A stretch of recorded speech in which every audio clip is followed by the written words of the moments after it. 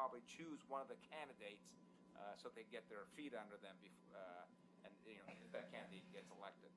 Yeah, well, I think we have 4 people who've already declared for the council positions at this point in time as well. Well, I just wanted to clarify, because he said the person with the least votes would fill that. That's not necessarily true if we end up getting 5 or 6 candidates. It's the person with the 4th. That's correct, yes. Lowest votes. The fourth number candidate. Yes. Oh, I can't come in last place and still Right. be on council? Thank you for the clarification. No, and yeah, thank you, Alan, for clarifying that. It's,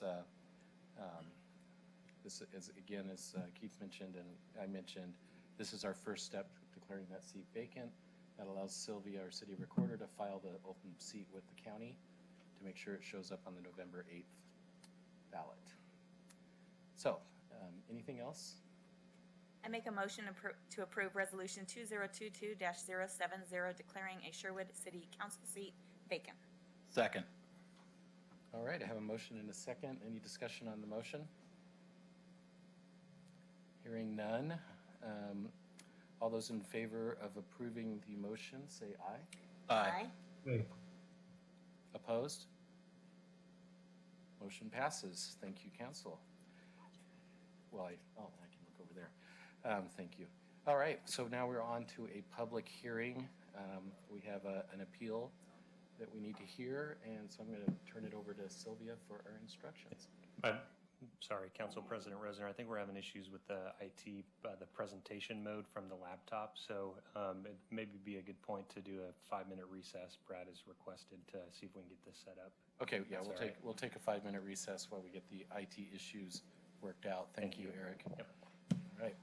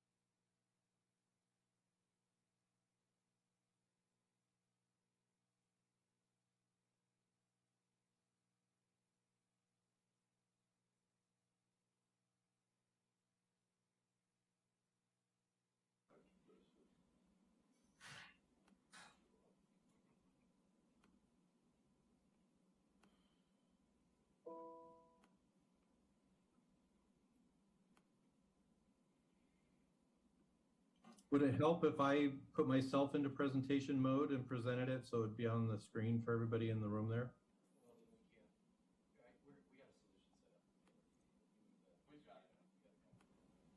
Okay. And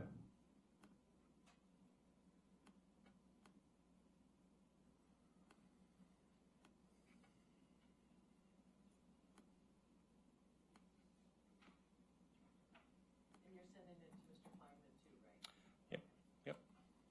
Can he hear that and understand? Does he know?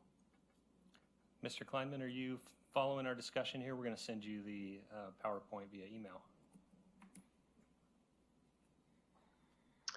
I'm following the discussion, but if you give me the PowerPoint via email, I don't know how to display both the PowerPoint and the hearing at the same time.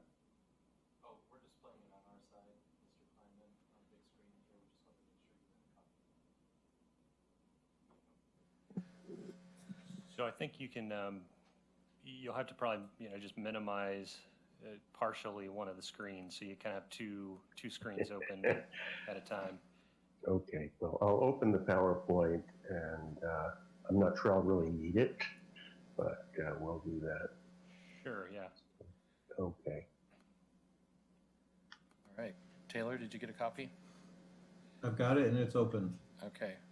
Mr. Kleinman, did you get your copy?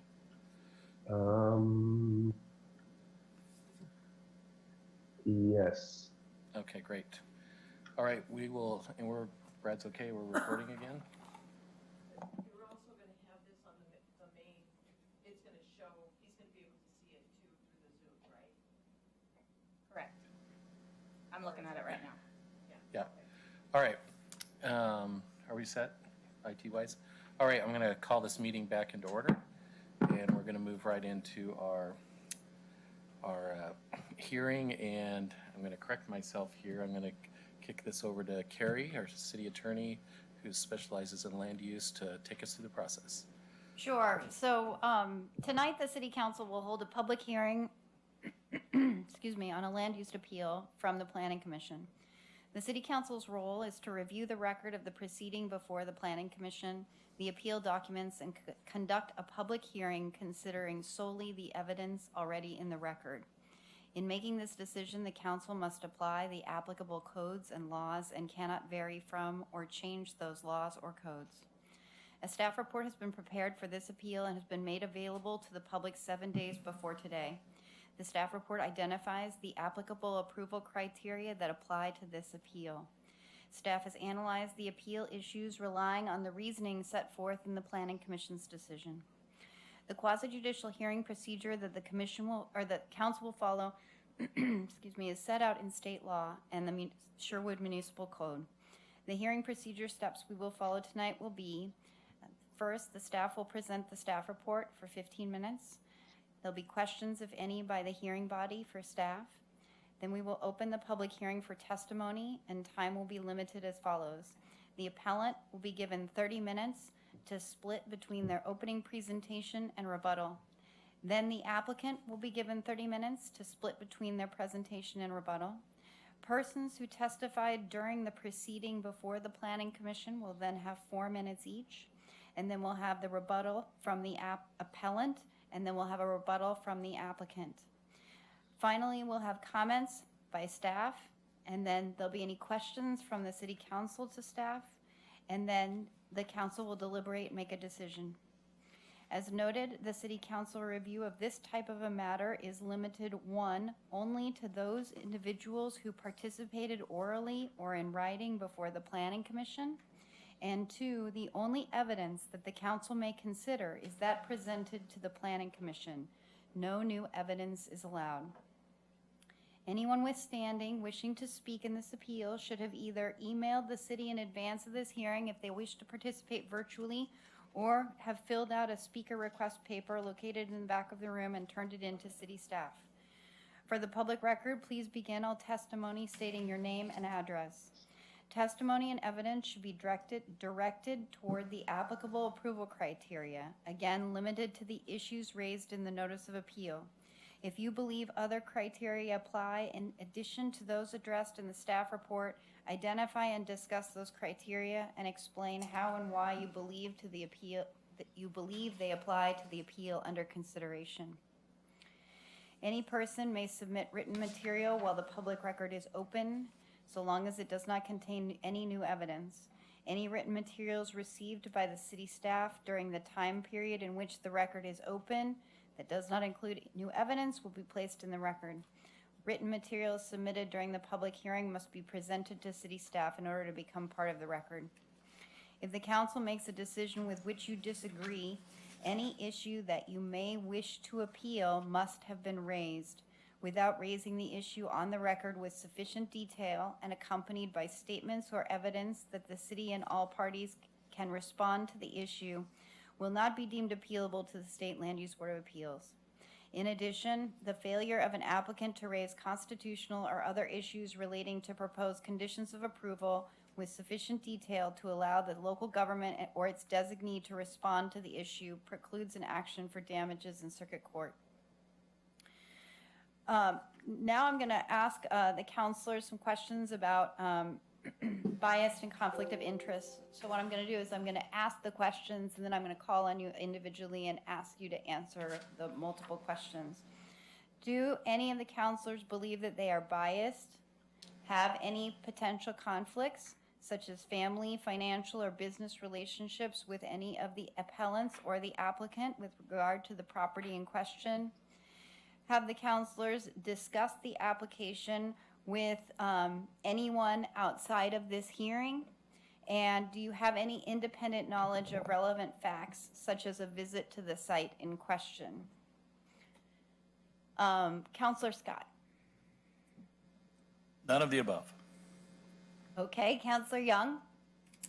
I have no bias, I have no financial, and I have not discussed this application. However, a couple years ago when Langer's Entertainment opened, I was on a tour and with Matt Langer, and he just explained his future hopes for the property, in which he had said a go-kart area and possibility of a hotel. That was the extent of our conversation, and it doesn't cause me any biases in this application. Okay, Counselor Giles. I have no bias. I have visited the site, but always on my own, just to, for shopping or other things, or in nearby stores. It does not cause me any conflict. And Counselor Resner. No, I don't have any financial conflicts or any of the conflicts that you mentioned. Like Counselor Young, back when the Langer's Entertainment facility was being built, I met with some of the folks over there, and they just expressed their aspirations to build a hotel at some. The only folks I've talked to it about is staff. So. Thank you. Does anyone in attendance wish to question any of the counselors about these disclosures? May I ask, can we have information about what he discussed with the staff? Do you want to come up and state your name for the record?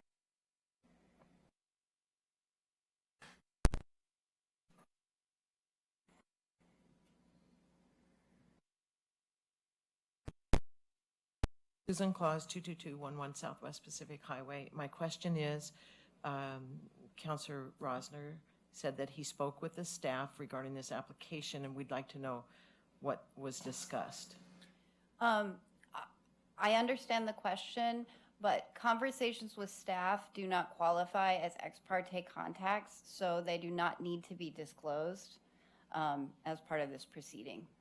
Okay, so the staff could have said anything, could have expressed an opinion, could have done, said whatever they said, like this is no problem, or this is no problem, or don't worry about this, as a staff opinion, and all of that is beyond the record. Questions asked of counselors to staff are not part of the public record as part of this proceeding, but what I will do is I will ask Council President Resner if he is going to be able to make a decision based on the applicable approval criteria and the record as it was created before the Planning Commission. The answer is yes. Absolutely. Okay, that doesn't have the impact from whatever the staff whatever he discussed with the staff, that it's independent of the staff. So, just to be clear and just to be absolutely transparent, it was a conversation that an application had been put in for the project before it even went to Planning Commission, and that was pretty much the extent of the conversation. Thank you. That's helpful. Yep. Thank you.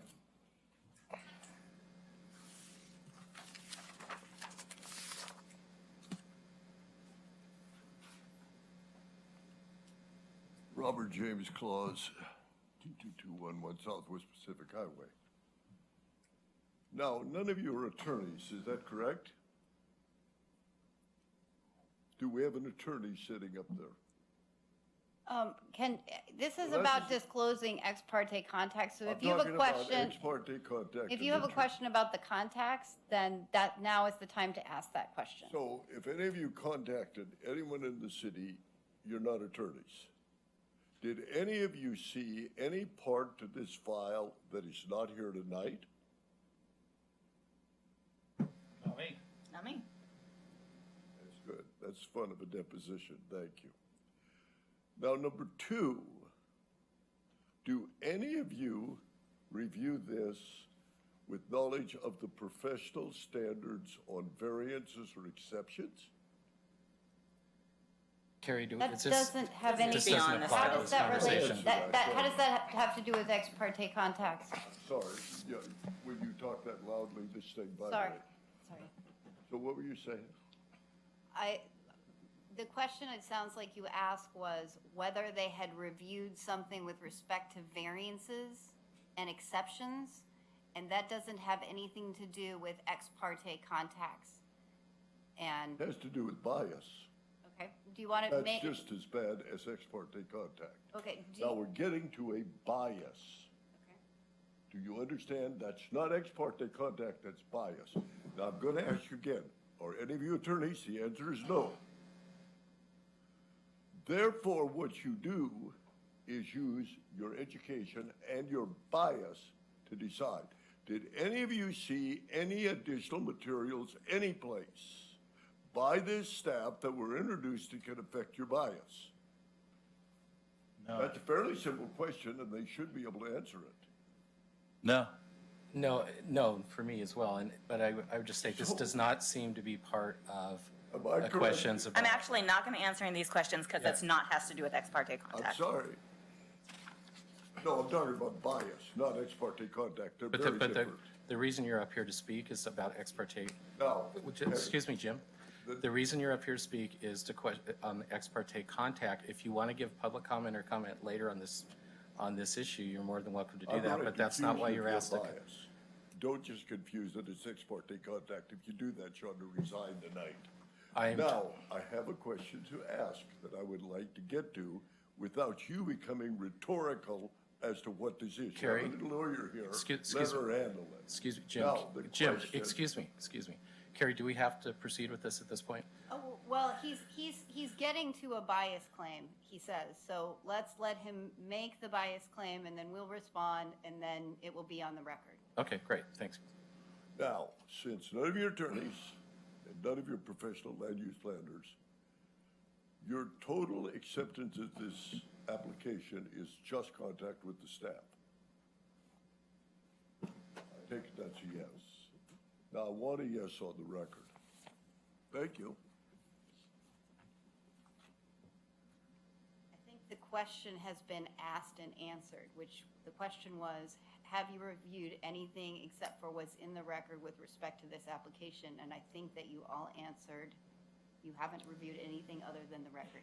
If that is, To be the clear as possible, the only conversation, I haven't actually had any conversations about this with anyone on staff or otherwise, not a single conversation.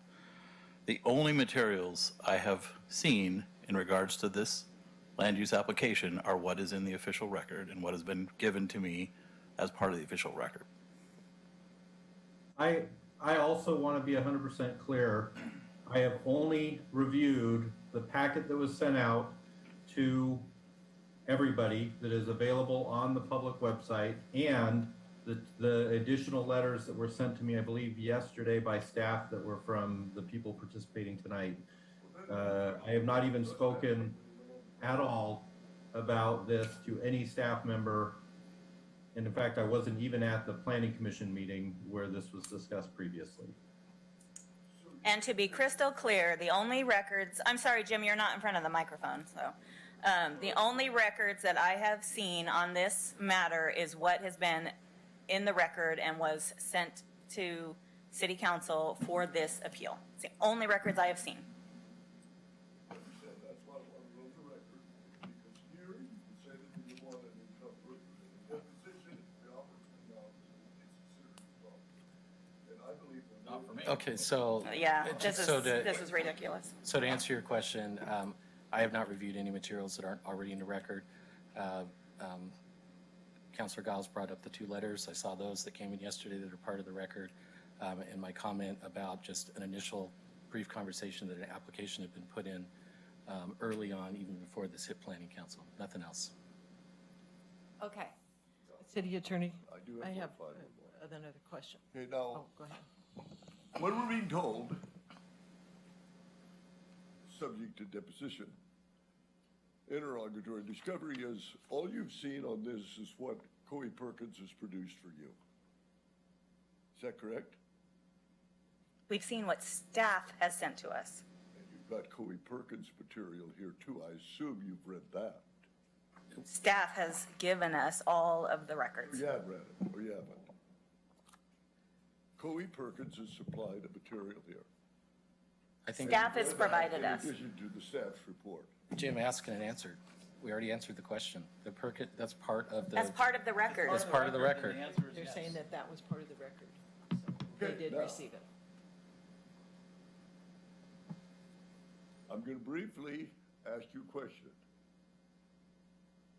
Have you seen the comments Sev K makes about me in this Coey Perkins preparation? Have you read those comments? It That was, goes to bias. And I'm telling you, I've got a better professional record than he does. And according to this, I'm some clown that just walked in off the street. So That was to bias your response to us, and he will enter the bar for that. Thank you.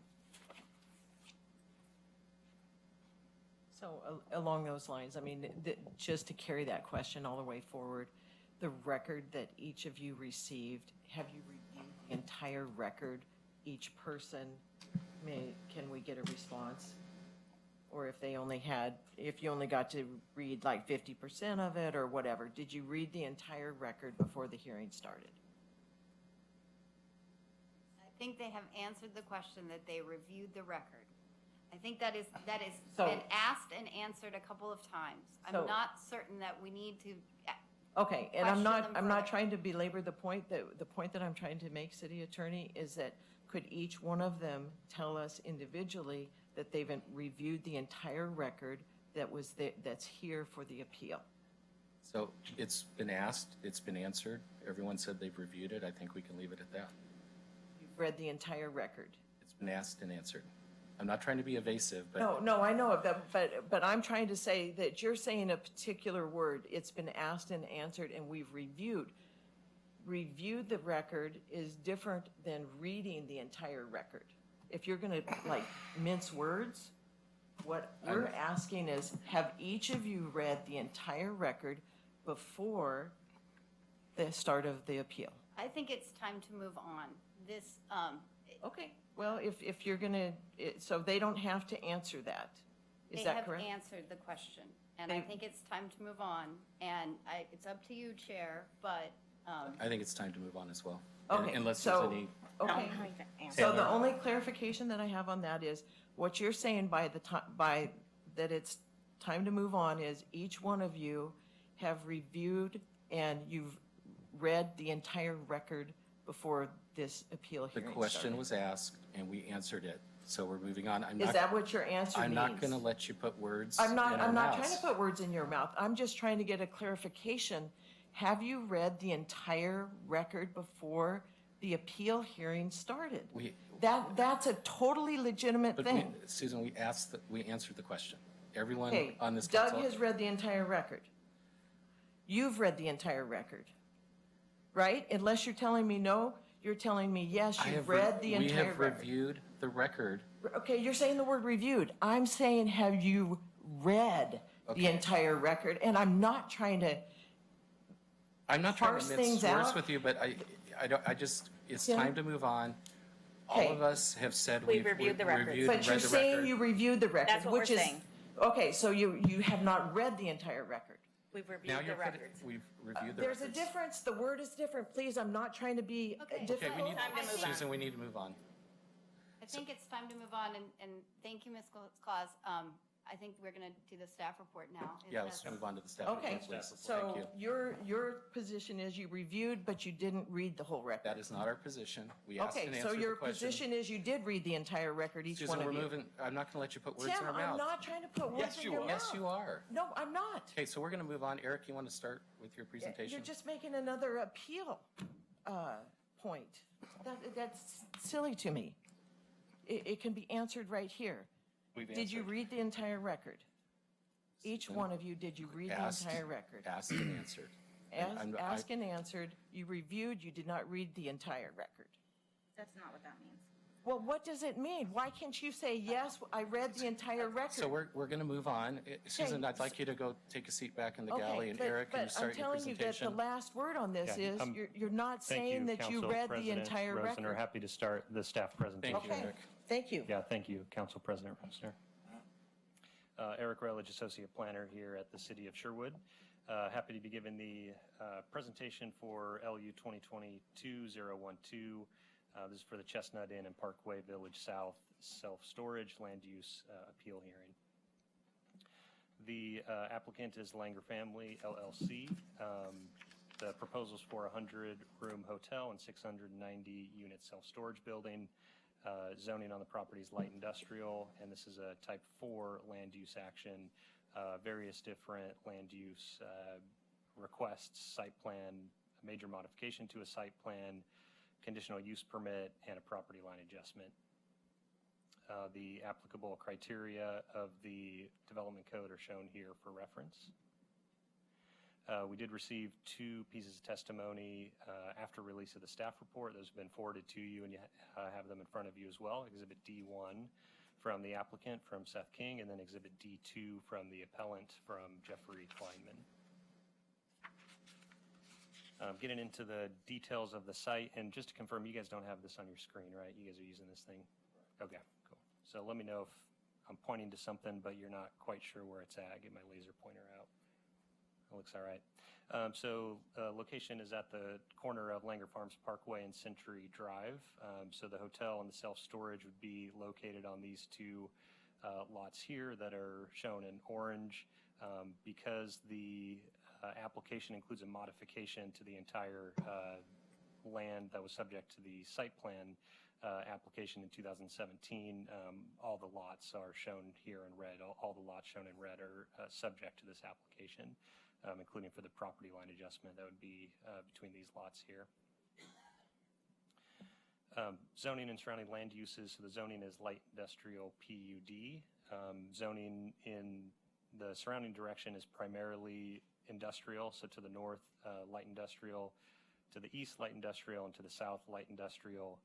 To the west is mix of zoning, high density residential, institutional public, and then retail commercial as well. Here's the really nice colored plan of the existing and proposed site plan. So what you're seeing in purple is what has been approved through the 2017 site plan application and constructed. So we have the entertainment center, parking in front of the entertainment center, and then the drive aisles. All of that has been approved. That was in 2017 and also constructed. The yellow is what has been approved but not constructed. And so the applicant can just come in for building permits at any time for what's shown in yellow as part of the 2017 site plan approval. That would be the entertainment center phase 2 and then the retail pads along the frontage of the streets. So retail pads, future retail pads, and Phase 2 Entertainment Center. And then what you're seeing in blue and green is what is proposed and would be new development that the Planning Commission approved as part of this 2022 site plan application and modification. So blue is the hotel and green is the self-storage parking in between. And then getting to a rendering of the sort of full, would be full build out of the site. Again, you have the retail pads along the perimeter of the site, along the street frontage, Langer Entertainment Center Phase 1. Phase 2 would be the race car pad, and then the hotel, and then self-storage. All of the parking and other improvements, landscaping, drive aisles, access, that would all be shared as a common site plan. And then a rendering of the site. This is from heading to the heading southeast from the roundabout. So entertainment center here in the back, which has been constructed, the proposed hotel at the rear of the site, self-storage building, and then the retail pads here along the street frontage that have not yet been constructed, and then also some material and color boards as well. So that's an overview of the proposal, and now I'll get into the issues on the appeal. So the first appeal issue, and I'll just read it, the Planning Commission misapplied the provisions of the current and applicable past versions of the Development Code, ORS 92040, the city's previous PUD and subdivision approvals, in approving the subject application. So kind of broad, talking about everything, what the Planning Commission found, and staff, even though this is kind of a broad statement, really touching on everything, all the regulations. Staff believes this is similar to the initial appeal argument around the use determination. And so Planning Commission found that self-storage is not a permitted use under the current light industrial zone.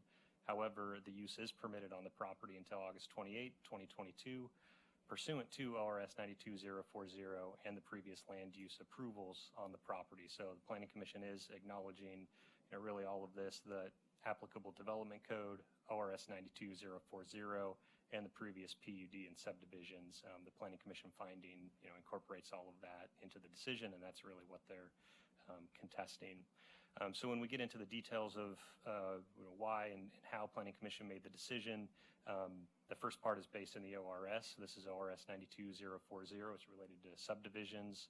And it says, after September 9, 1995, when a local government makes a decision on a land use application for a subdivision that's inside the urban growth boundary, only those local government laws that are in effect at the time of the application shall govern subsequent construction on the property unless the applicant elects otherwise. So this is getting to subdivisions inside an urban growth boundary and saying that the local government laws in effect at the time of application shall govern subsequent construction on the property unless the applicant elects otherwise.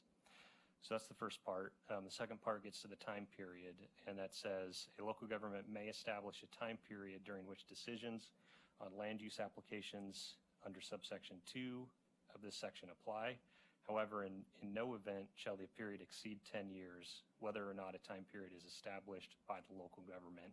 And so the way staff reads this is that the statute says that the local government can establish a time period that this provision would apply, but in no case shall it exceed 10 years. So that's the first part. That's the ORS. And the second part is the actual subdivision that occurred in 2012. This is the called the Langer Farm subdivision, sub 1202 in the city records. It was a 5-lot subdivision on the east side of Langer Farms Parkway. So Langer Farms would be here. The Walmart site is here. The proposed development is here. Entertainment center's here.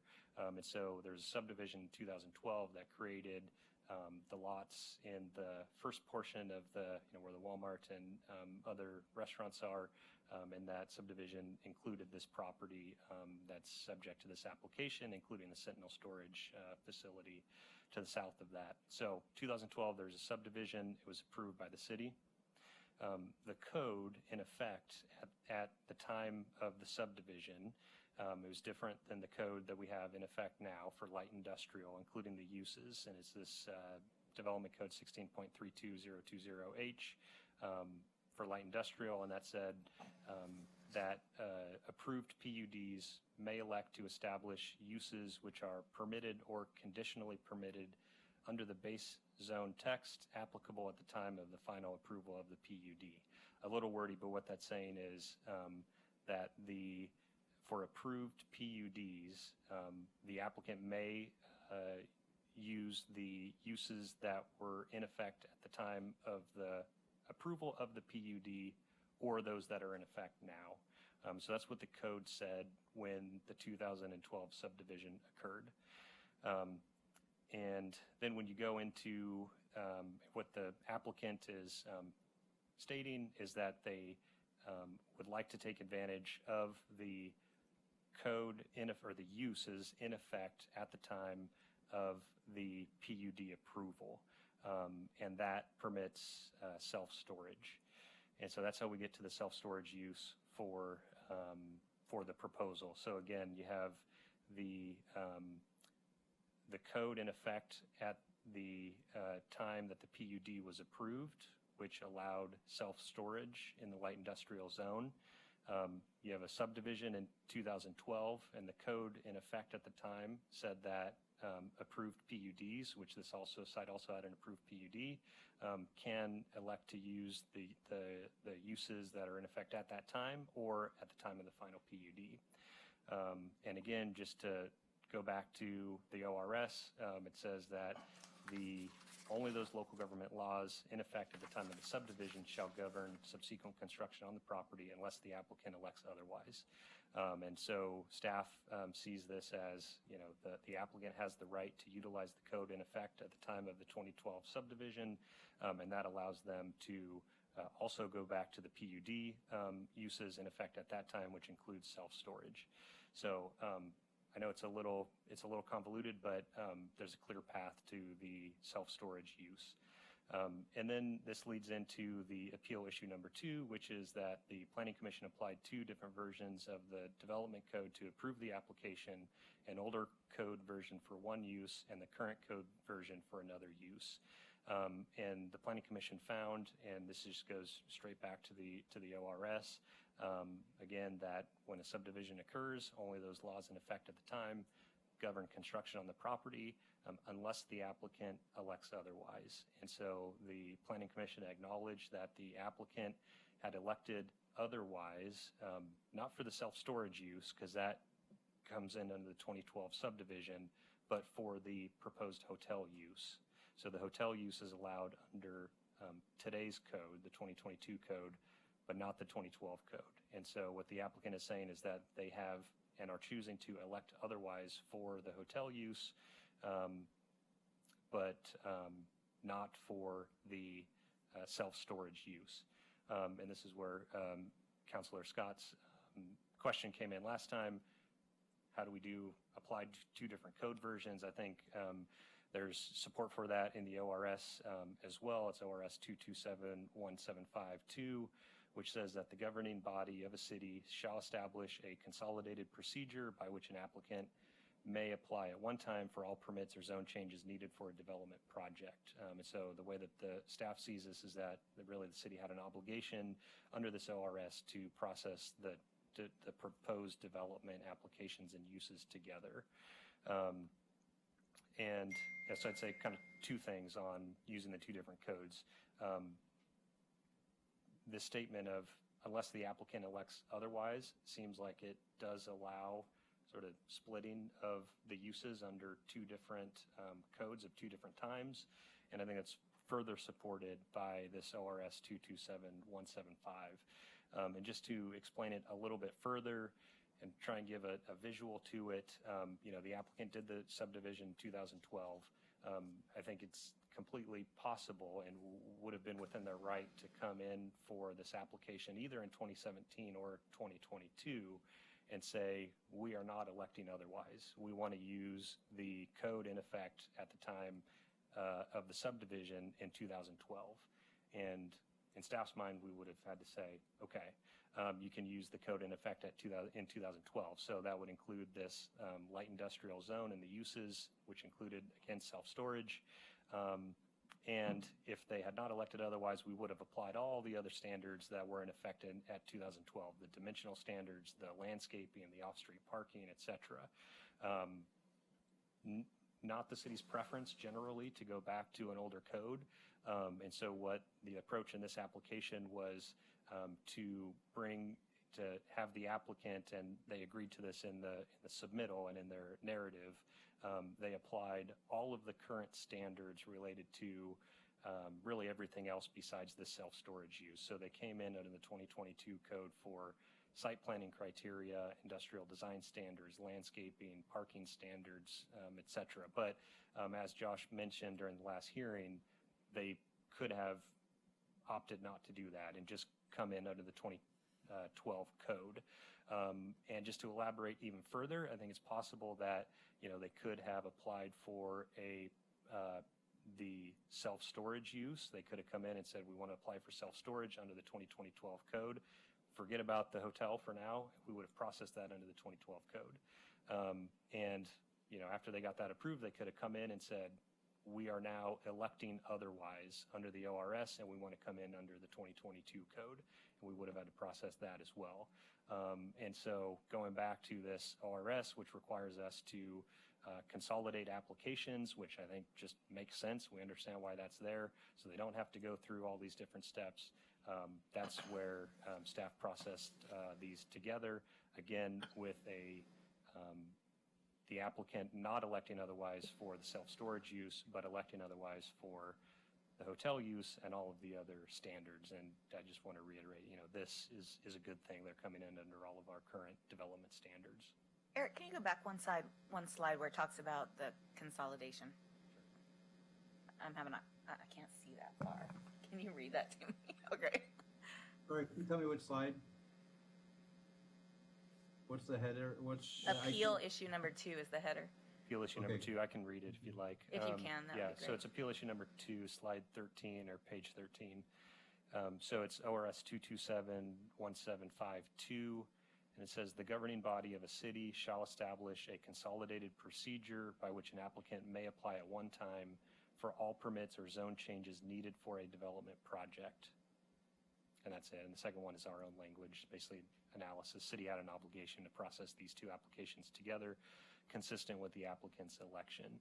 And so, this practice of consolidating applications is something we do all the time.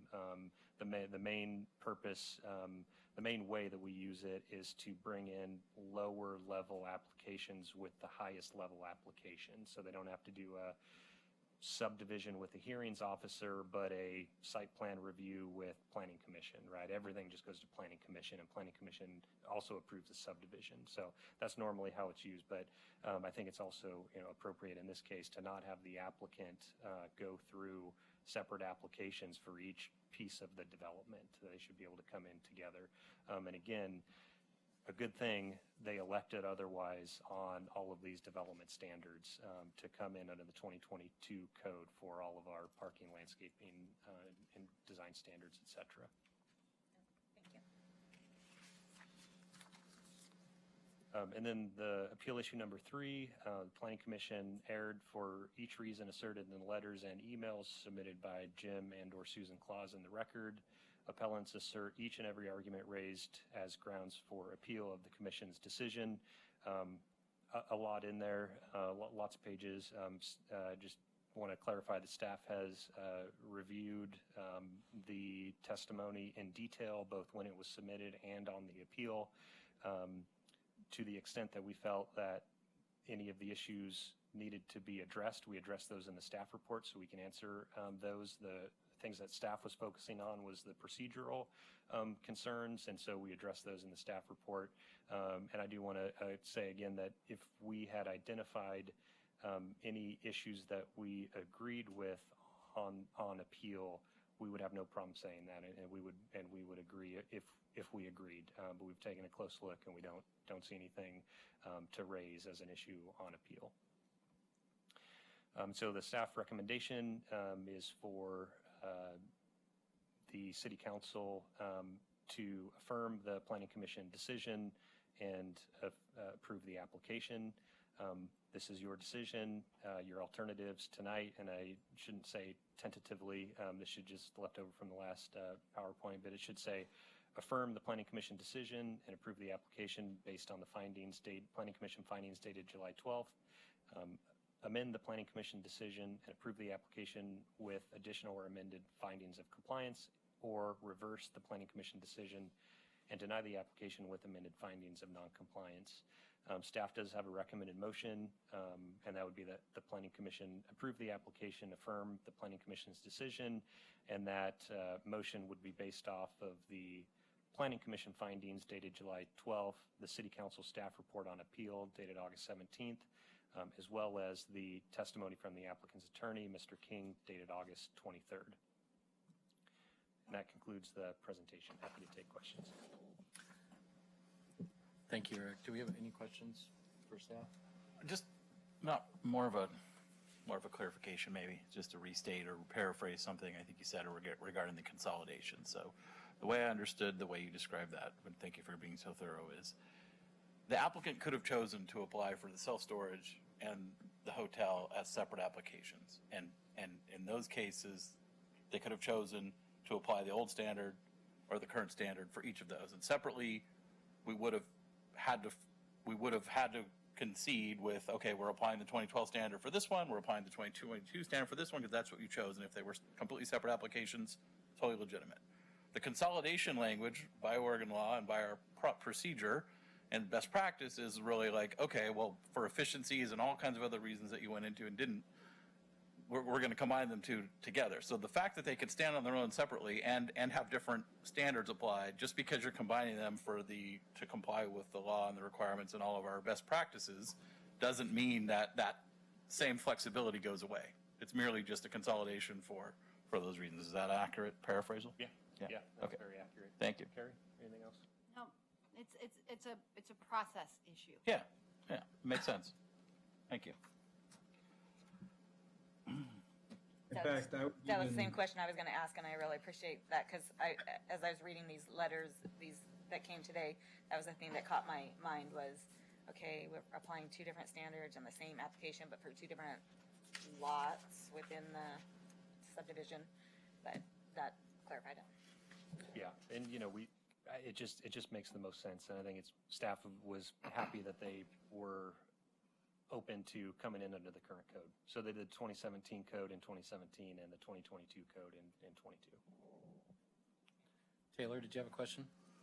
No, I was going to say, and if anything, it sounds like it's being done to save taxpayer money and to make it more efficient to do that. Now, I do have I don't know if it's appropriate or not, but if hypothetically this were a lot, would you have to make a decision one way or the other? You couldn't say, hey, on this part of this lot, I want to apply this part of the code, and on this part of the lot, I want to do another part of the code. We're able to do that because they were two different lots. Is that correct? Yeah, and I think the other unique part, it's a combination of two of state laws that sort of make this situation unique. It's the consolidation requirement, but also the ORS that allows them to go back to the code in effect at the time of subdivision. So that's what's unique. Normally you're just dealing with one or the other, but in this case we had both. And yeah, in staff's mind, in terms of how it would be difficult. I think, if that was requested, I think staff would probably at that time try and figure out a way to really clean it up and try and come in under one code. But in this case, for all of the lots that they either modified or did the new site plan for, all of the development code standards come in under the current development code except for that use. So for the self-storage use. So a pretty clean application in terms of the standards It's really just the splitting of the use. But yes, well, I think what you said is correct. All right, thanks. Any other questions from council?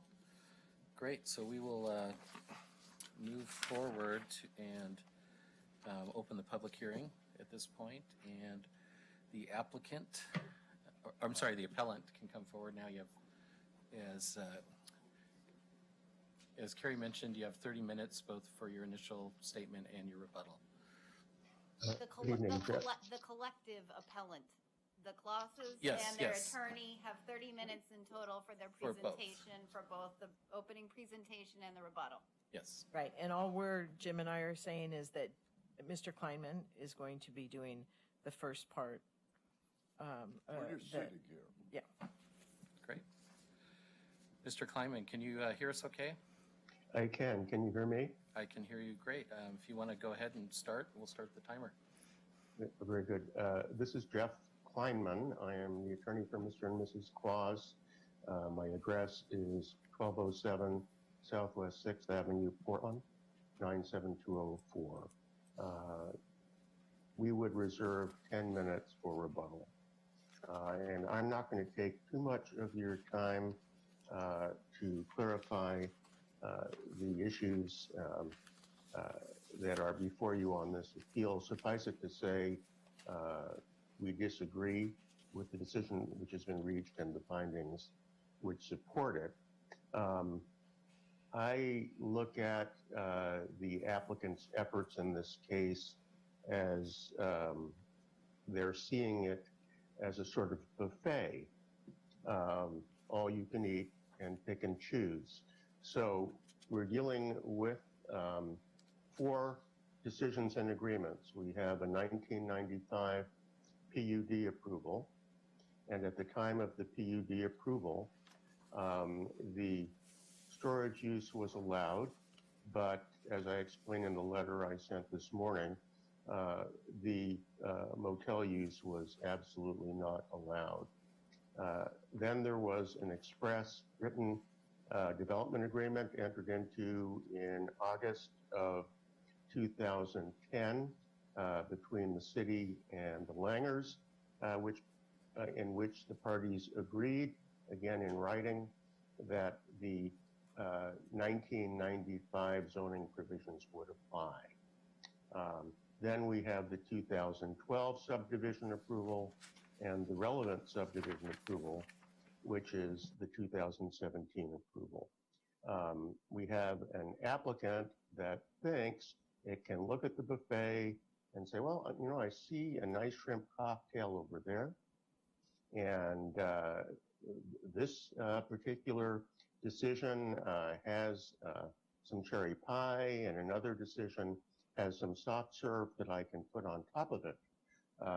But the other parts, the vegetables, the kale salad with no dressing on it, we don't want those, and you can't make us take those. And that's the position that the applicant has put the city in, and it simply doesn't work. They could choose to apply under the 1995 provisions and see if that works, but they wouldn't be allowed the motel. They could choose to apply under the 2017 provisions, where the motel would be conditionally allowed, but they would not be allowed to have the storage facility. But you don't get to pick and choose from the buffet. And again, once they choose, they have to go through the process and comply with the criteria. But it's one or the other. It's not both. We disagree with the characterization of the 2012-02 subdivision approval as something that can be relied on here. Again, it's the 2017 subdivision that controls. This is a subdivision that could benefit from the provisions of ORS 92.040, which arguably allows a 10-year look back. But again, the code at that time did not allow the storage facilities.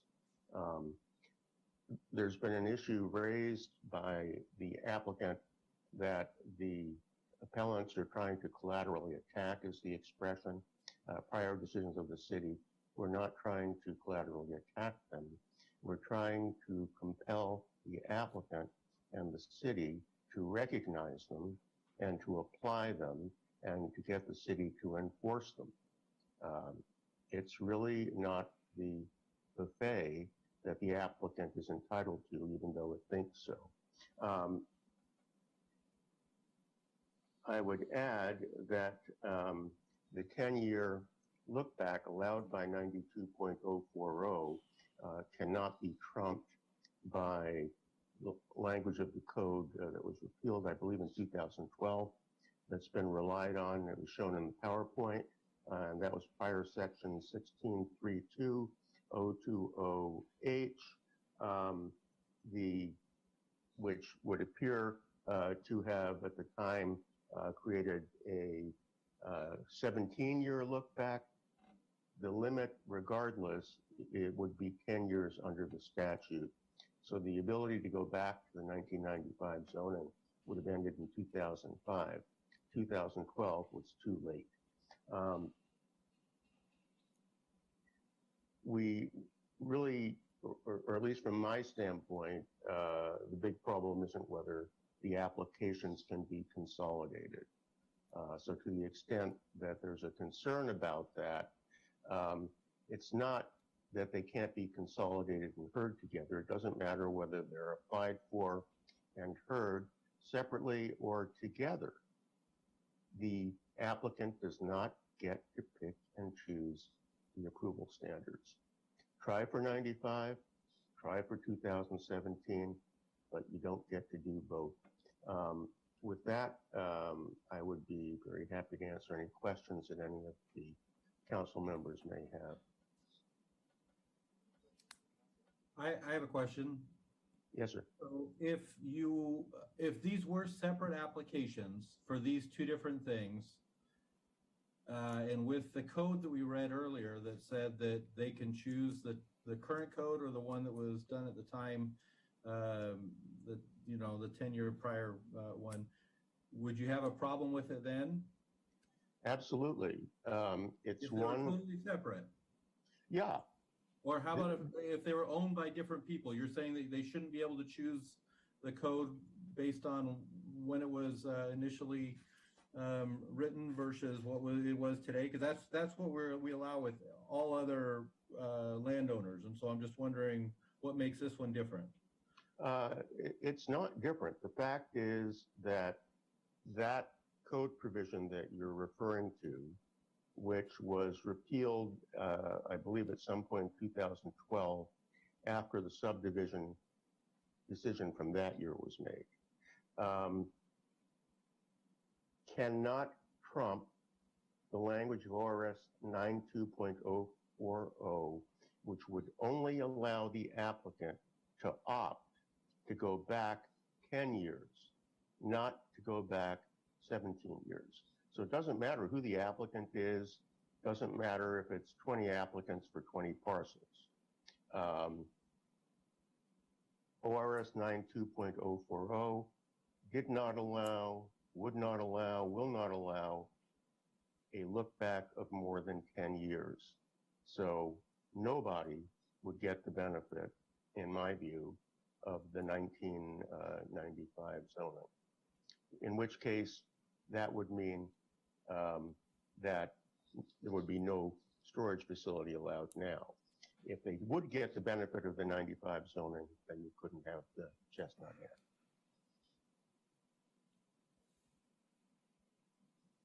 Of course, it's not that people staying in a motel wouldn't love to have a view of the storage facility, but that's another issue.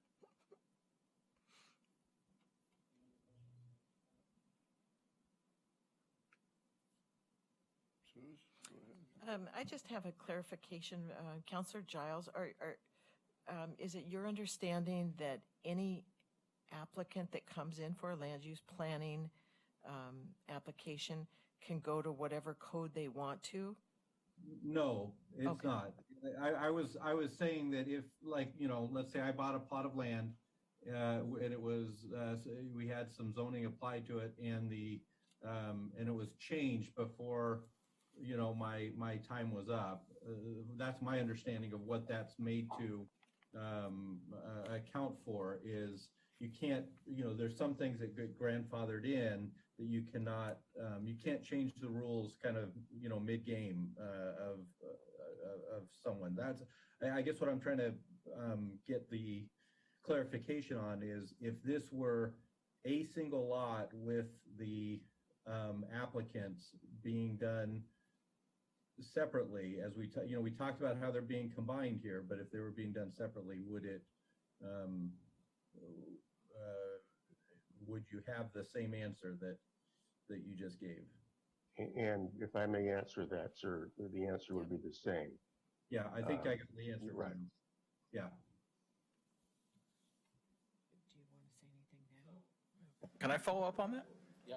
So that defies logic to me. So if I owned the lot that the proposed Chestnut Inn is going on, and Taylor owned the lot that the proposed storage facility is going on, and I chose to use the 2022 code so I could build my hotel, then that would force Taylor to also use the 2022 code on his lot? That doesn't make sense to me. Yeah, first of all, I apologize because the way my screen is set up, I can't see your name. Doug. But anyway, no, that's not what it means. What I have tried to explain is the applicable law is what it is. So, for example, if somebody came in to apply for a use that is allowed today on the property they've acquired, then they're entitled to it.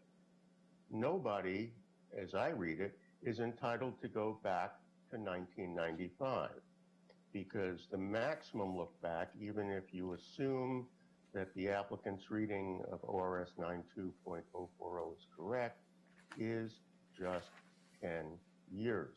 It's certainly not 27 years. But that's a different appeal question than the one we're asking about. Yeah, well, We're asking about the combining appeal question. You're talking about the dating appeal issue. Well, to me, it doesn't matter whether they're combined or not. That's not an issue I'm trying to But that's one of the on. appeal issues you guys raised. I understand that, but that's not the one I'm focusing on. But that's the one I'm asking about, and Taylor's asking about. Well, and what I'm saying is it makes no difference whether they're combined or not. Then why is that in your appeal issue? Well, I don't want to kind of push my clients aside. I did not draft that. And I am focusing on the issues that I am most familiar with. Thank you. So sorry about that. If I confuse things, I do apologize. Not at all. Thank you, Mr. Kleinman. Any other questions?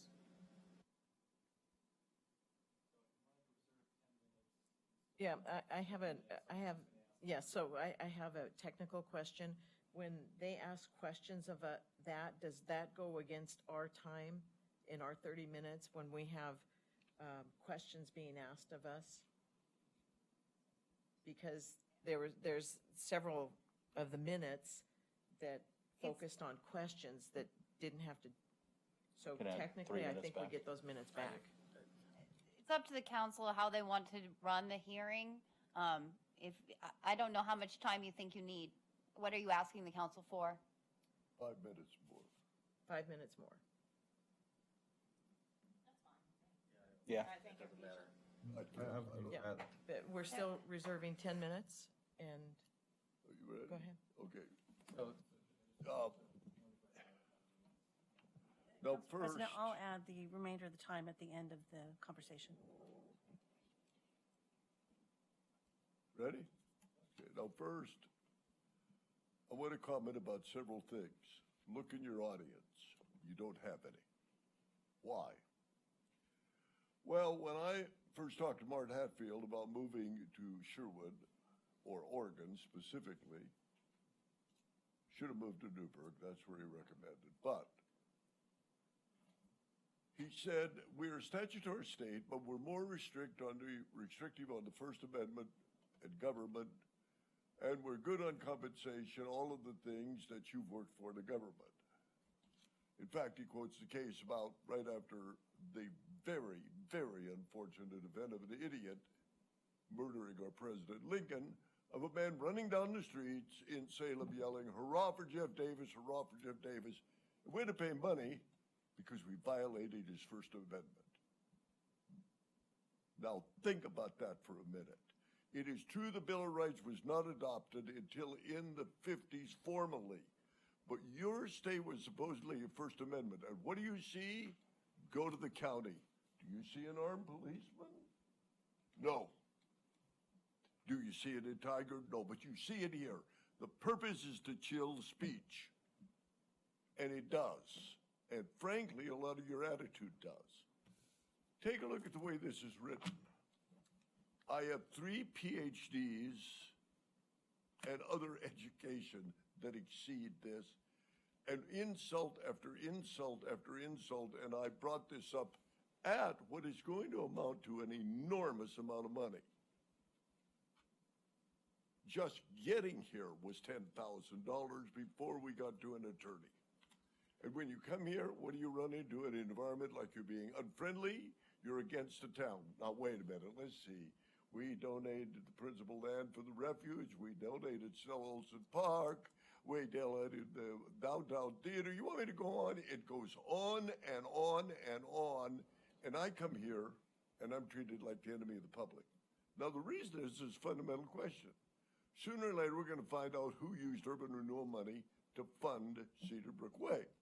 That's not even come up in your finding of fact. Now, let's go back to what I tried to tell my students. And thank God I don't have any more. I'm 82 years old and I'm really tired of having to come back to the same thing. In 1927, Ambler Realty, I love that name, Ambler. I used to call him Amber just to make people mad. Ambler Realty versus City of Euclid came down and they said, you can zone something less than its highest and best use. It's under rational relationships. You're a dirty criminal until you conform or prove the law is wrong, and you carry the burden of proof. You turn all of us sitting up there with the ordinance you pass into criminals, and then you bring a cop in the room? Now, I'd laugh, except I've got 3 boys that work in the court system. One of them even is training with the FBI, so it's not funny to me to see the police in here because it's not good for them and it's not good for you. And when we try to put this information forward, we're public enemy number 1. Somebody spends $30,000 or $40,000 to take something to Luba as a good citizen, getting no benefit out of it, and it goes on. Now, first of all, we really don't have a free speech right here because it's chilled by the policeman in the room. And don't test me because one buddy is going to test me, this fella, and he and I are going to have a little chat with some of the people in the state about his general behavior. She had the largest co-sponsorship ever given to an individual by the U.S. Small Business Administration, and she comes here and she's treated as if we're antagonistic. Your largest donor, person that remodeled half your buildings downtown and didn't get a cent out of it, and we come here and it's bad. I don't know what to tell you, but you're antagonizing litigation. And that's the reason when you talk bias and you talk ex parte contact, we know what goes on. May's not here for a reason. He's going to have to start answering questions. Let's go back just to Nectal versus Cambridge. At that time, it wasn't Bill of Rights passed in the states, but it's never been modified. That's the reason it's such a good case to make your students read and understand. The 4 things in there you're supposed to look at. And this guy puts that the front of that is a collector street and it's 25 miles an hour and it's already killed 1 person. And you're putting more traffic down there next to a residential district that he conveniently forgets to mention? Oh, I know, the Langers sold it, so it doesn't matter. That was Langer property too. That subdivision, that next, and we don't hear it. And somebody brings up, after you killed 3 other people with your beautiful, beautiful transportation engineering. Of course, I only have a little PhD training in it. I'm certainly not as good as a civil engineer. And you come here and say your report is incomplete. And you act like we just wandered in out of some swamp.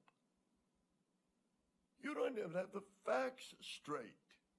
That's not a collector, it's a neighborhood street, and trying to turn it into a collector has got you another lawsuit. Killing one person wasn't enough. Anybody could have told you that traffic circle was dangerous. You don't mention any of that.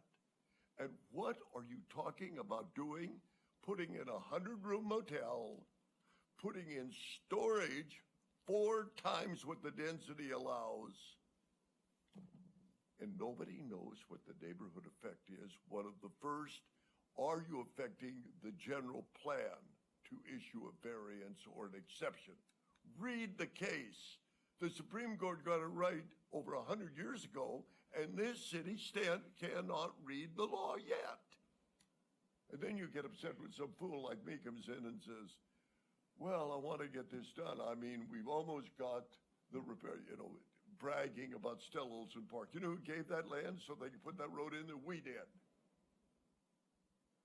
I've got nothing hostile with the city, but I'm getting tired of you giving it away in the way Walmart came in here. That was light industrial ground, just exactly as Home Depot was. And the same crowd that is doing this was involved in that. And what happened? I was in the meeting when we fired John Bormet, the city manager, and Keith Mays was there as a councilman. When he said, I don't care if you fire me, I made enough money on this transaction. Go check and see who sold it. It wasn't Art Spada. That I never need to work again. And you wonder why cities begin to say you zone it and the zoning doesn't mean anything, and you ask you to go to case law that's 100 years old and bring it forward, as our attorneys done. And you don't read that? No wonder you didn't have an attorney up there. Connell was smart enough to get off of the planning commission over the last issue in our place when I said, this is going to go to litigation. He said, I know it is. I don't particularly like attorneys, unless I'm related to them. Then, of course, I love them. But good God, they're a safeguard for our civil liberties and living in this state. Are you aware, since we brought R.J. Wagner, Congressman Dingell, and Senator Mark Hatfield to start the refuge, it's never been expanded? Do you know why? It was to be a non-hunting refuge. Went to Mark Connolly, said, no hunting on the Sherwood side. And in the meantime, the county's letting people put duck blinds out there. You guys better wake up and get some attorneys and get some legal advice and start worrying a little more about your thing than what time it is. I'm sorry, I can't hear you. Speak up. Yeah, no. Oh, I'm sorry, Jim, I didn't have my mic on. You're down to 7 minutes, you get 5 more, and I didn't know if you wanted the 5 extra before rebuttal or after, and I just want to make sure you understood that. We'll go ahead and we'll. It's fine. Okay. It's not going to stop here tonight. You certainly know that. Let the And you know applicant- it's not going to stop with Mr. King. I won't be insulted like that in a public document. I was on the 3 committees that Reed did, the 1958 and the 1965 Act, and merged them in a meeting. And I come into a meeting like this and I'm treated like Mr. Claus. It should be a Democrat, right? Just by the way. So, can you add the 5 minutes on the, Do you want the 5 minutes for the rebuttal, or? for the rebuttal? Okay, yeah, we're we'll at add. 7 minutes now. We'll add that so- 5 minutes so on, up to- absolutely, Up to Susan. 12. No problem. Anything more from the appellant at this time? No. Okay, so we'll stop the clock. And we will bring the applicant up.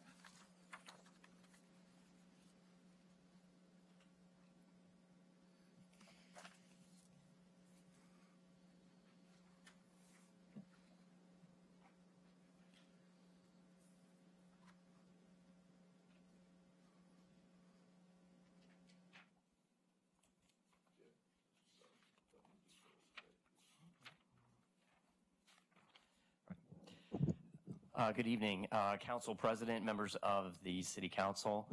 My name is Seth King. I'm an attorney at Perkins Coie, which is located at 1120 Northwest Cooch Street, 10th floor in Portland. And I'm here tonight on behalf of the applicant. Also with me tonight is Marie Holliday, who's a planner at AKS Engineering.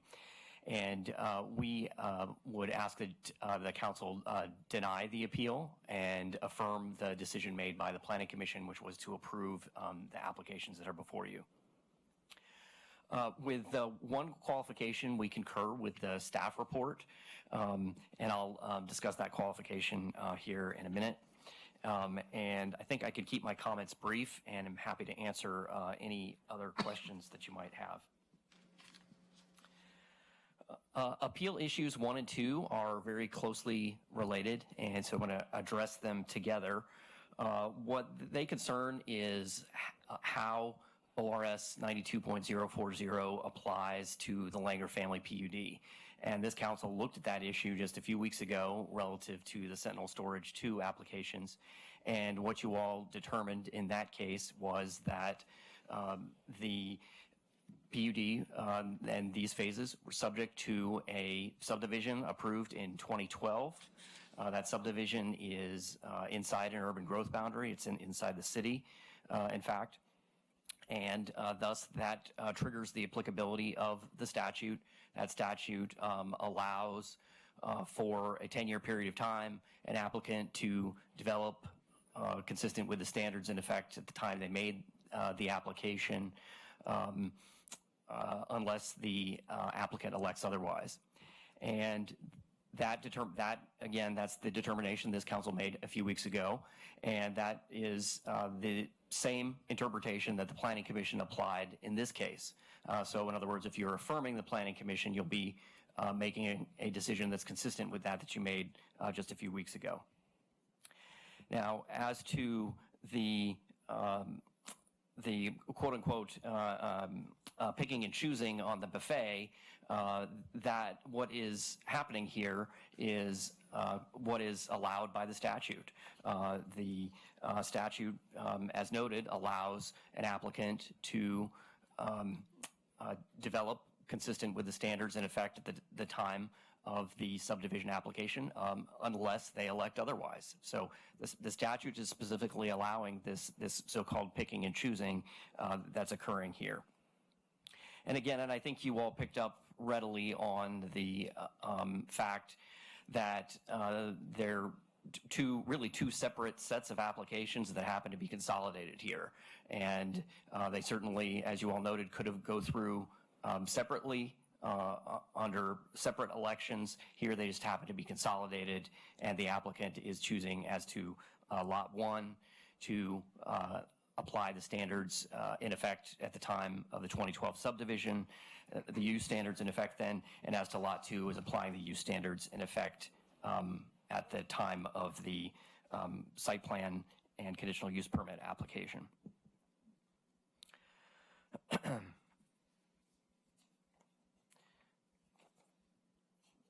So, and I would like to then turn to the arguments that you heard from Mr. Kleinman. And this is both based upon his comments tonight and looking at a letter that he submitted yesterday, which I know has been placed before you. For one thing, Mr. Kleinman takes an issue with the time period that the vesting can occur. And this is, as you all recall, an issue that you looked at closely during the last appeal for the Langer Storage 2 appeal. And you all determined that, in fact, the city had not adopted an ordinance establishing a shorter period of time, and thus you relied upon the statute to find that the vesting would be valid for a 10-year period of time. And Mr. Kleinman, in his letter, says that he disagrees. He thinks that, he notes here, Sherwood did not adopt any legislation and the statute did not create or mandate one, did not mandate a particular time period. And he suggests that the window should be, for the vesting, should be limited, consistent within the order of approval and the time period that it provided. But I think that position really is not consistent with the legislative intent, in fact, with the purpose of the statute. What the purpose of the statute was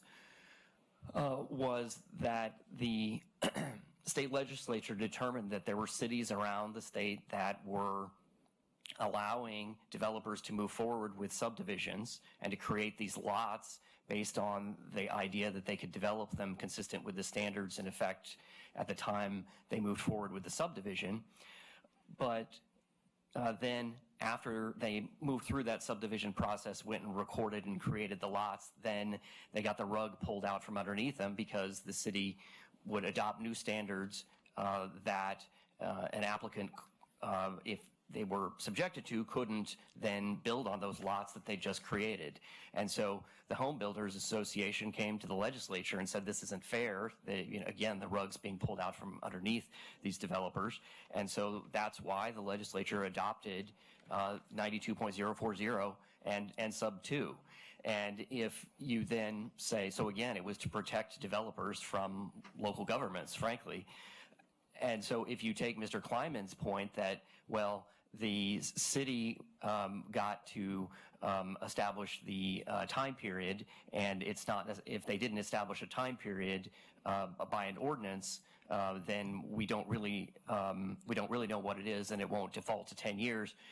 We think that's not consistent with the legislative intent, because it would allow the local government to define the time period in an inappropriately short period, which again would be consistent with the legislative intent of protecting developers' rights. So again, in this case, the city did not establish a time period, and thus it defaults to the 10-year period under the statute.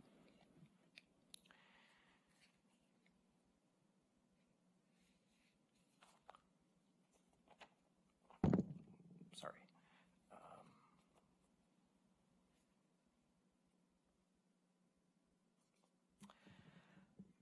Another point I wanted to discuss was as to the 2017 subdivision. And as to this point, what we have contended is that when the city adopted that subdivision and that decision, what it specifically said in the decision was that the property had been the subject of a subdivision in 2012, that subdivision vested the standards for a 10-year period of time, and that those standards would continue to apply. It was a finding and a conclusion adopted by the city in that decision. We've noted in our letter a couple of different places in that decision where that point is referenced. And sorry, not enough papers here. That's at pages 2, 17, and 18 of that notice of decision of the 2017 subdivision, where the city said that. And that decision, which made that point, was not appealed. It was not challenged. It became final. It went into effect. That's what everyone has been relying upon since then, was a determination that, right or wrong, that decision said that the 2012 standards would continue to apply. And so that's what continues to be the case today. That's why we say, when they're coming back and the appellants are saying, no, 2017 reset the clock and the standards in effect then are what should apply, we say, no, that's a collateral attack. And that's because, again, in that 2017 decision, what the city said was the 2012 standards are going to continue to apply.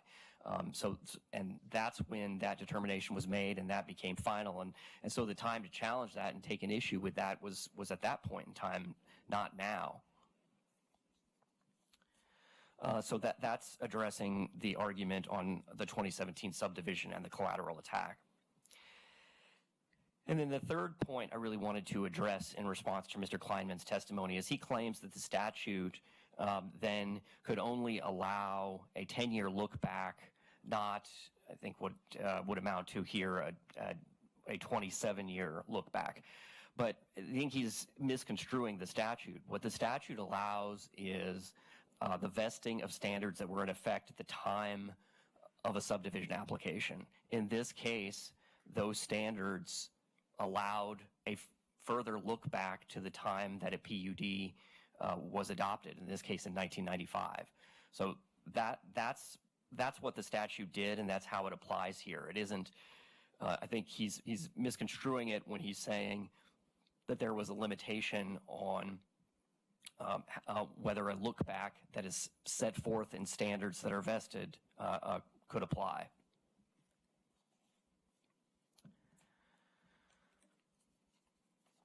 So for those reasons, we believe that the appellants have not presented any argument or evidence that would demonstrate that the Planning Commission erred. We don't believe there is a basis for you to reverse or remand the Planning Commission decision. So we ask that you affirm that tonight. We have submitted some additional arguments in our letter that's dated yesterday that was addressing some arguments that were we understood to be incorporated by reference into the appeal. And so those are there for you as well. And we'd ask that you adopt those responses into your findings consistent with the staff recommendation that you've received. I think with that, I will go ahead and conclude my presentation, but happy to answer any questions that you might have. Thank you very much. Any questions for the applicant? Taylor? I actually have one. The PUD in question, is it the same PUD that was subject to the previous appeal a few weeks ago? That's correct. Okay, thank you. That was my belief, but I wanted to confirm. Any other questions? All right, thank you very much, and we will move on to the next step. Let's get my notes right. So now we move on to rebuttals. Or do we have? Unless there's anybody in the Oh, I'm audience sorry, who is yes. standing who wants to testify. Is there anyone in the audience that would like to testify on this matter? There's no one was standing. Yeah, and I'm just, do we have anyone online? I'm gonna check with Brad. Sorry, to clarify, there's no one was standing other than the appellants and the applicant. Okay. So, In yeah, other words, they would have had to have They would have- testified, exactly. not- and nobody else did. no one else testified. Okay, so there is nobody. Testified Yeah. before the planning commission. So My it's- apologies. That's okay, I just want to double check that we're covering everyone who might want to talk, so, thank you. So we will go ahead and move on to rebuttals, and the, how much time, can we have 5 minutes now? Okay, Mr. Kleinman, we added 5 minutes, so you have a total of 12 minutes now, if you want to go ahead and start. Thank you. I won't take all of that. There is a fundamental disagreement between Mr. King and myself as to the law that applies here. I'm seeing myself in 2 places on my screen, which may drive me crazy. But 3 places, oh my gosh. Anyway, I'll go back to what Seth said about the purpose of ORS 92.040 and the testimony that was provided in the legislature by the representatives of the realtors and of the home builders, which was basically, as he understands it, to create a sort of safe harbor, a maximum look back of 10 years, so that if you were approved for your subdivision, and the statute refers specifically to subdivisions, then you would be entitled to develop pursuant to the development standards in effect at that time. We were talking 1995, but only for 10 years thereafter. So in other words, you needed to wrap up. It allowed 10 years pursuant to the argument that Seth has made, but it didn't allow 22 years under any circumstances. In other words, this was not a free lunch for developers. If you had a development proposal, you had 10 years to continue and rely upon the, in this case, 1995 standards.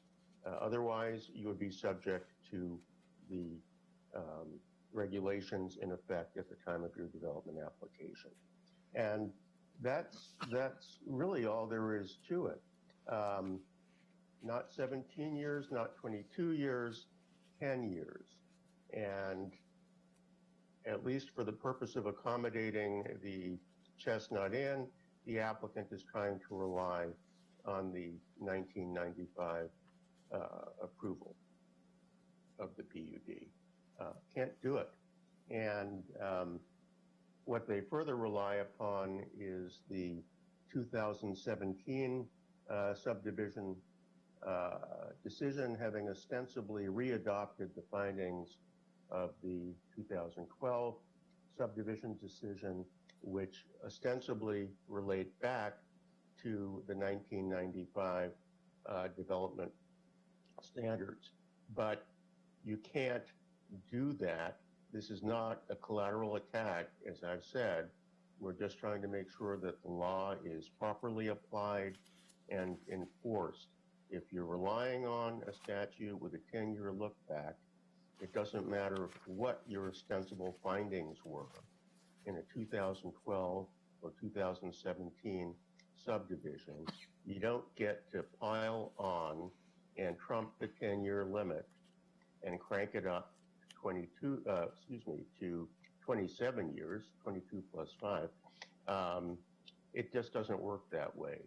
10-year limit's a 10-year limit, and if they're relying on a 1995 decision, time has been up for a very long time.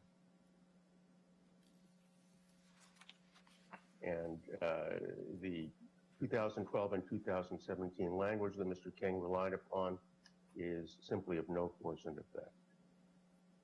That is my rebuttal. I don't know if my clients have anything to add, but I, of course, would be happy to answer any questions. Any questions for Mr. Kleiman? Taylor? Well, I do have, I have one because, and again, I'm not a lawyer, I'm doing my best to understand this. At the time, so his argument was not that there was a 10-year look back. He was saying at the time that the 2012 decision was made, the law before that was that there wasn't that 10-year look back. Am I understanding the argument that he's making? And you're saying that that just because the law is changed, you can't. If he was only applying just for that one, he wouldn't be able to look back 27 years.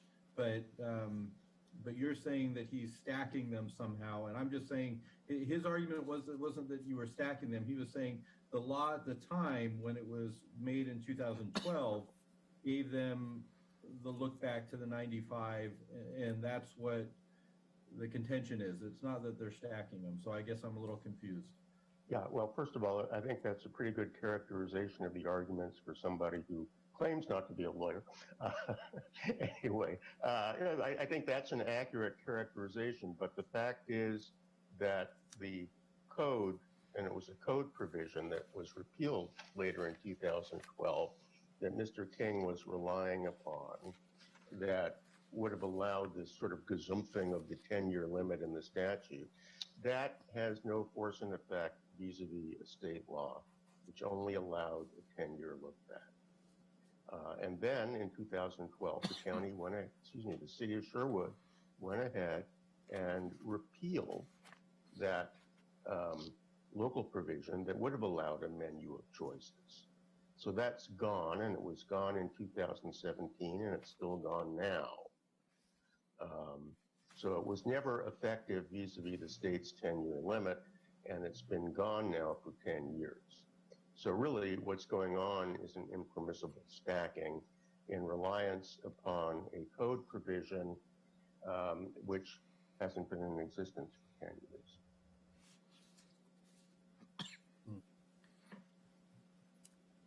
Yeah, okay. I think there's some miscommunication here. I'm still a bit confused because I know that we've had the appeal that we repealed it, However, my understanding from when it was repealed, it was still saying, hey, we've repealed it from this point forward, but if you had some land that was, you know, that had already was kind of in process for things, whatever, it was grandfathered in the sense that you could go under the rules that it was originally under or the new rules. And yes, it's been repealed. We're trying to fix this going forward, but that's the crux of the problem, right? And so I feel like either I'm not explaining it right because I don't have the right words, or there might be a fundamental disagreement. But by the way, that's why there's so many lawyers. Is a lot of people can read the same laws. Hey, there's two different reasonings of this. So are there a lot of lawyers? Listen, I don't think you're misreading or misunderstanding the argument. I'm not trying to be patronizing. I think you know, I think you're right. But what I'm trying to say is what the Langers or their company have tried to do, they had ostensibly, if it's there, and I'm not sure it is, there was language in the 2012 decision that they claim would have allowed them to then run forward in reliance on the old code provision, which to me was never a full force and effect vis-a-vis a 10-year time limit by state law. And then they're saying, and this is really stacking, then again, assuming the 2017 decision says this, and it's not clear to me that it does, the 2017 decision said, hey, look what happened in 2012 where we let them go back to 95. You can still do that. Basically, you can do it forever. That's not the law. And here we are in 2022, and they're trying to apply the 1995 code provisions, and one of our main arguments is, all right, if you want to try that, go ahead and try it. But be consistent, and no motel was allowed in 1995. If you want to apply the current standards, which I think are the correct way to, do present the correct way to proceed, whether under the 2017 subdivision for these lots or this development application for 2022, then you've got probably a clear shot at the motel, which is a conditional use in the zone, but I don't want to prejudice anybody who makes contrary arguments later, but it seems like the criteria are pretty clear-cut to get that conditional use process. But you can't have the storage facility. I mean, that's all there is to it. I mean, the buffet does not exist as a matter of law. It's being treated as if it were. And I'll just go back, if I may, to an argument that my clients made on the record previously, not tonight, but earlier in the Planning Commission proceeding, and that Mr. King has challenged as not being an approval standard in this case, which is whether you're really getting employment out of a storage facility, which light industrial zoning is supposed to get you. One of the main objectives under the comp plan is that it's an employment zone, and you're employing next to nobody at a mini storage or any other kind of self-storage. And that really isn't a direct approval standard, but just think about what the city is doing here. Do you really want to give up light industrial property to a non-employment use? I'd be happy to answer any other questions. I do think I understood your questions, and I hope I've answered them.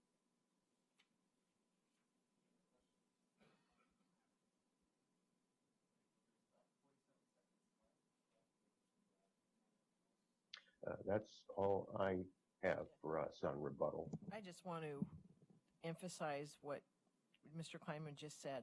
One of the big problems in this, we are having trouble with our living wage jobs in town. And come on, this is exactly right. Putting self-storage in when we have land dedicated supposedly for living wage jobs, doesn't even make any sense. You at the city council, you guys are our only elected people. The people down at the planning commission, almost all of them are new.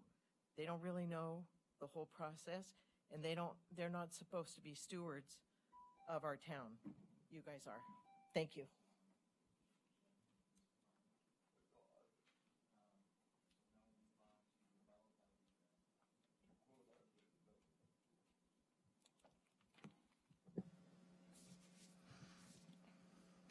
Hello again, Council President and members of the City Council. For the record, Seth King for the applicant. And I think I can keep the response here simple as to this question about the period of the look back that Mr. Kleinman raised. I mean, what he noted was that that the code provision allowing an applicant to elect uses in effect at the time of PUD approval hasn't been in effect for 10 years. That's true, but it was in effect then, and it was in effect at the time of the 2012 subdivision, and so that's what makes it a standard that would be vested and would continue to apply to development at this site unless an applicant elects otherwise. So I think that's the response on that issue. Regarding the nature of employment at the site, we addressed this extensively in our letter in section 3, B3 at page 4. But I think a big takeaway of that is that the comprehensive plan provision at issue there is only applicable to the hotel use because it only applies through the conditional use permit criteria. So it doesn't apply to the self-storage facility. It wouldn't apply, that standard wouldn't apply to uses that were permitted by right, even under the current code. And we've also believed that we have explained in the application materials how, in fact, the proposed development will further diversify the city's local economy. So with that, that would conclude our presentation. Again, happy to answer any questions or try to clarify anything else for you. I have a question. So if the 1995 code was only supposed to be allowed for like 10 years, that would be 2005. But in 2012, the council or the planning commission at that time allowed the 1995 code. So did the 10 years start from are you saying the 10 years started from the 2012? I'm saying the 10 years started from the 10 years under ORS 92.040 started in 2012 with that subdivision approval. Because it could go back to the time that the PUD was allowed,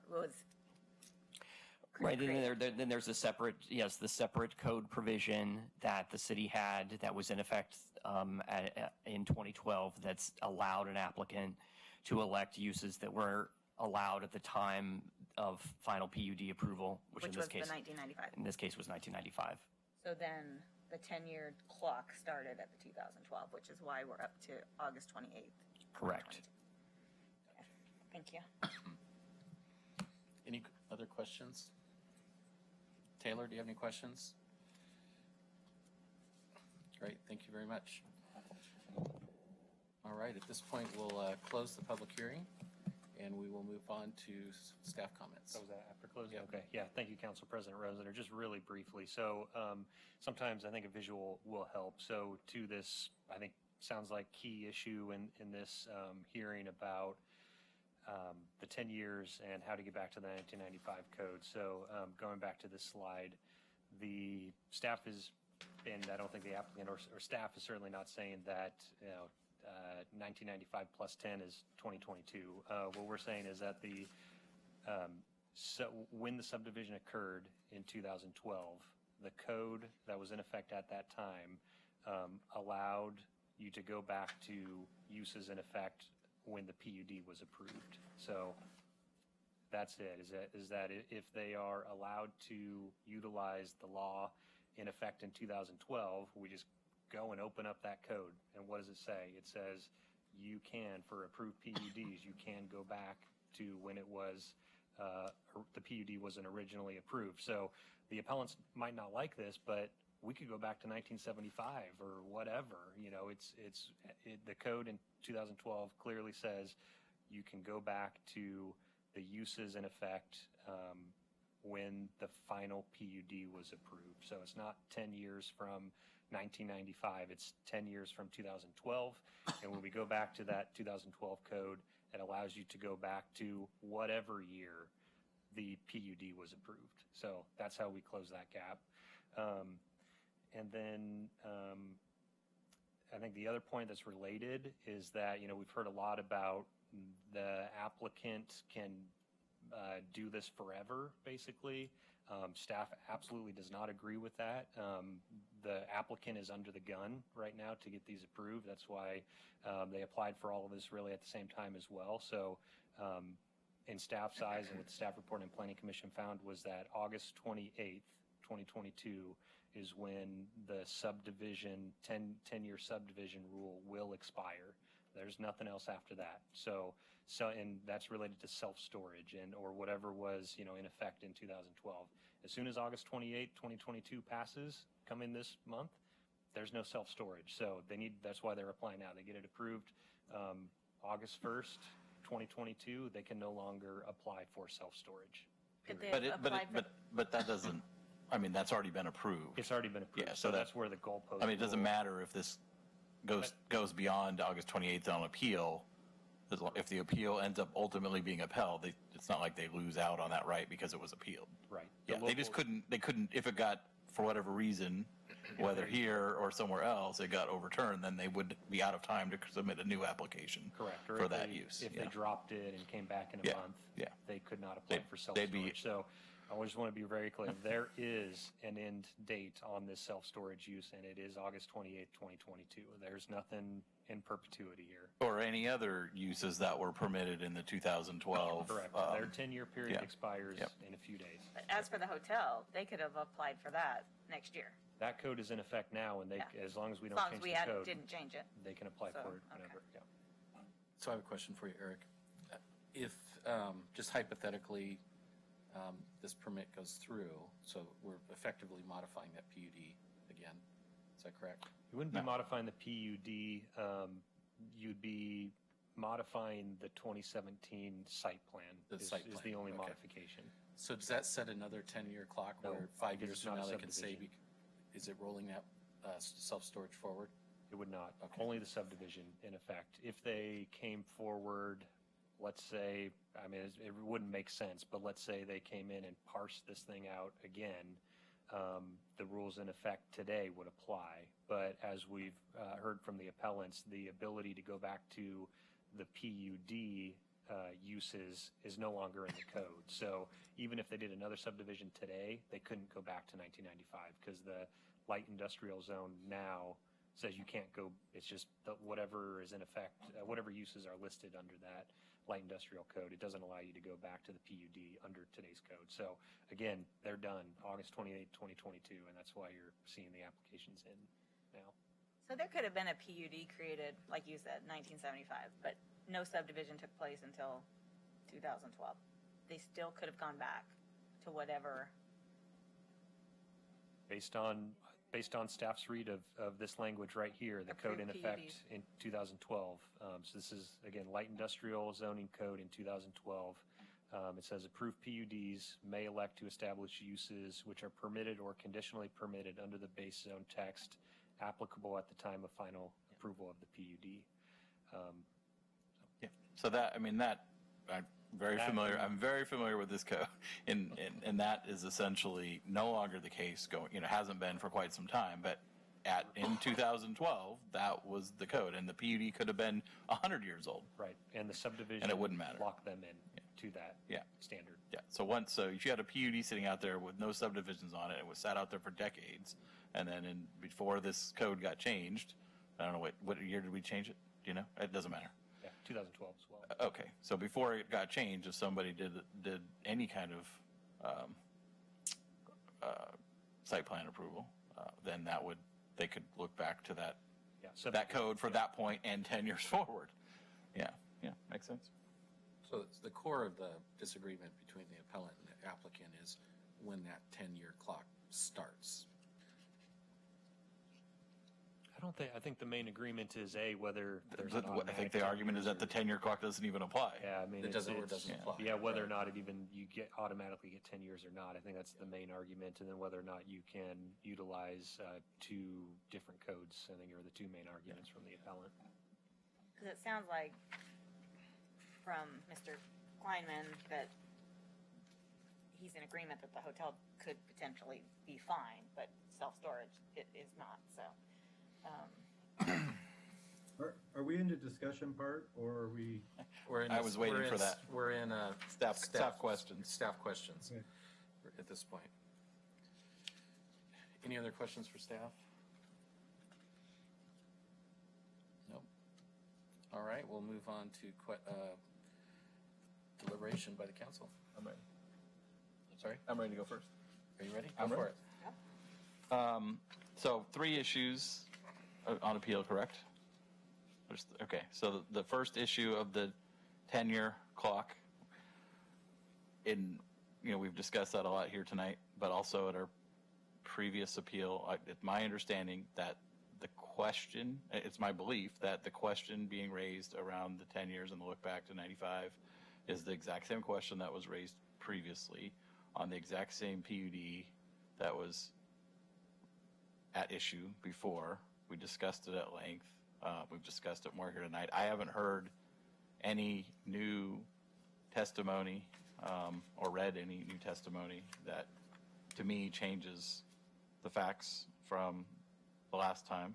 But certainly, we should continue to discuss it till we're all full with that. But in my view, it's the same answer as before. It's clear to me. It wasn't clear to me at the beginning of the last hearing. It was actually quite opposite. I thought I had questions about it, but it's clear to me that this is allowable.